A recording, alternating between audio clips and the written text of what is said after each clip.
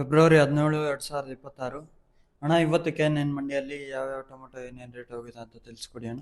ಇವತ್ತೇನು third quality ನಾಟಿ ಟೊಮೆಟೊಗಳು ಬಂದು 50 ರೂಪಾಯಿ 100 ರೂಪಾಯಿ ಇದೆ. ಸೆಕೆಂಡ್ ಕ್ವಾಲಿಟಿ ಮಾಲ್ 100ರಿಂದ 150 200 ರೂಪಾಯಿ ಇದೆ. ಫೈನ್ ಕ್ವಾಲಿಟಿ ಮಾಲ್ 200ರಿಂದ 220 30 50 ರೂಪಾಯಿ. ಟಾಪ್ ಅಂಡ್ ಟಾಪ್ 250 ರೂಪಾಯಿ ಇದೆ.